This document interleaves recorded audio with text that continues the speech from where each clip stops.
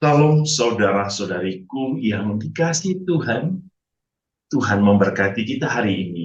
Dan semoga hari ini kita semua dalam keadaan sehat walafiat.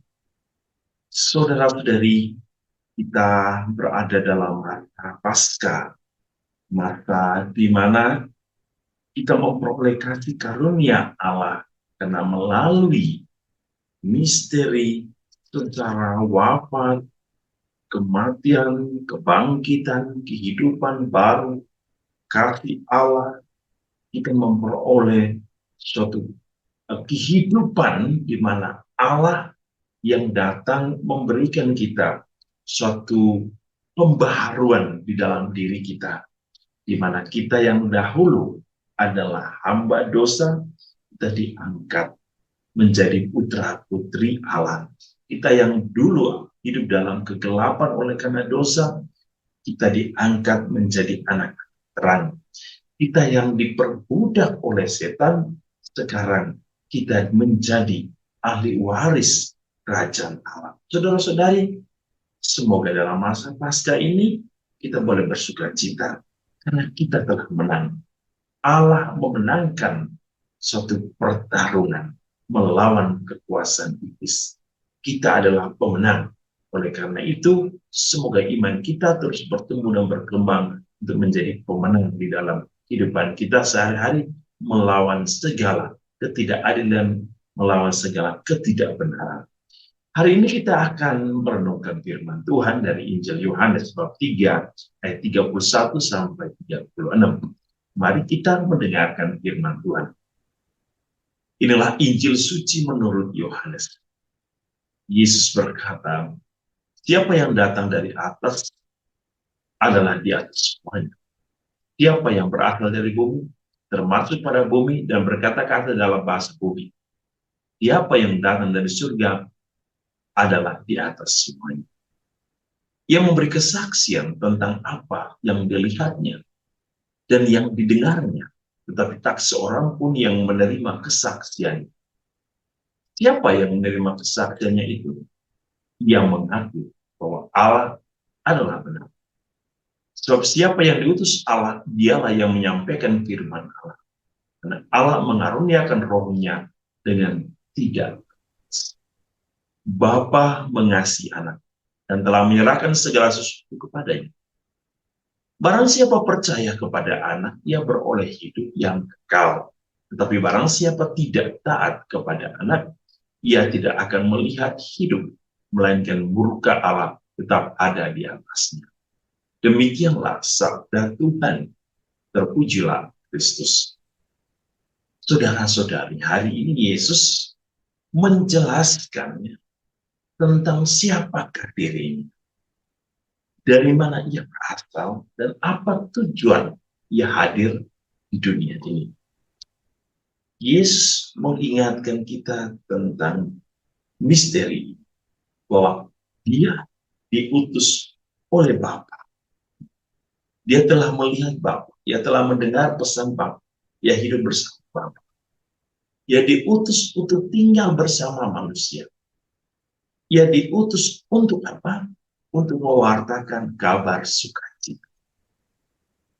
Dan kita melihat dalam seluruh karya Allah dalam diri Yesus, dia selalu membawa sukacita.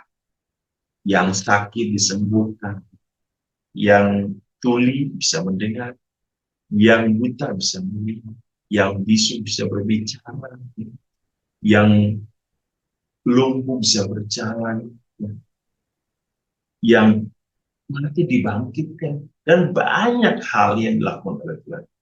Dan tentu puncaknya adalah ketika ia berada di kayu salib, ia mengampuni semua manusia. Dan di dalam pengampunan itu, ia mencurahkan rahmat dan karunia, yaitu keselamatan bagi manusia. Maka Yesus hari ini tentu memberikan semua pandangan tentang orang-orang yang menolaknya dan orang-orang yang percaya. Yesus mengatakan kepada kita secara jelas, orang-orangnya, orang-orang yang menerima dia, yang mengaku dirinya, menerima dirinya, percaya kepadanya, maka ia beroleh hidup kekal. Tetapi di sisi lain, orang yang tidak percaya, orang yang tidak taat, ia tidak akan melihat hidup, ia tidak akan melihat keselamatan. Kisah Petrus dan Yohanes, kisah Petrus bersama para muridnya, kisah Petrus bersama para pengikutnya, hari ini kita dengar sangat menarik. Mereka dihadapkan hadapan mahkamah dan mereka disesat, mereka dihukum, mereka diadili supaya Petrus tidak boleh mewartakan tentang Yesus yang bangkit. Tapi Petrus mengatakan, kami lebih taat kepada Allah daripada kepada manusia. Tentu di sini Yesus berbicara tentang kebenaran, ya. Bukan hanya soal bahwa hanya Allah yang kami taati, lalu kami mengabaikan apa-apa yang terjadi di sekitar kita yang dibuat oleh manusia. Tapi Petrus mau menekankan bahwa Allah harus menjadi prioritas hidup manusia supaya manusia itu selamat.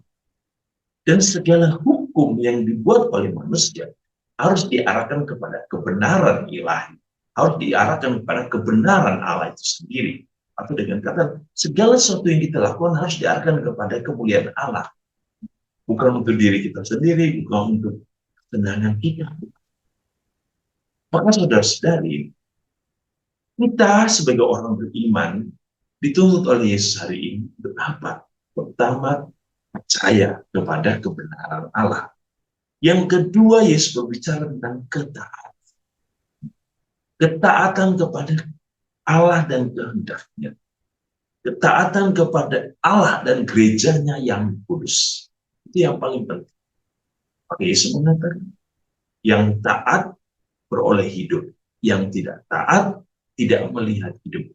Melainkan murka Allah akan ada dalam hidup mereka. Kalau mereka tidak taat, kalau mereka tidak percaya, kalau mereka tidak menerima kebenaran dari Tuhan. Saudara-saudara, oleh karena itu kebangkitan Tuhan harus memperbarui diri kita, memperbarui iman. Untuk apa? Untuk berani meninggal, menanggalkan, melepaskan kehidupan lama. Untuk apa? Menjadi manusia baru di dalam. Untuk membiarkan hidup kita diperbaharui terus-menerus oleh Allah. Sehingga roh itu akan menuntun, membimbing kita kepada kesatuan yang Allah. Selamat Pasca, dan semoga Tuhan selalu memberkati. Dalam nama Bapa dan Putra dan Roh Kudus.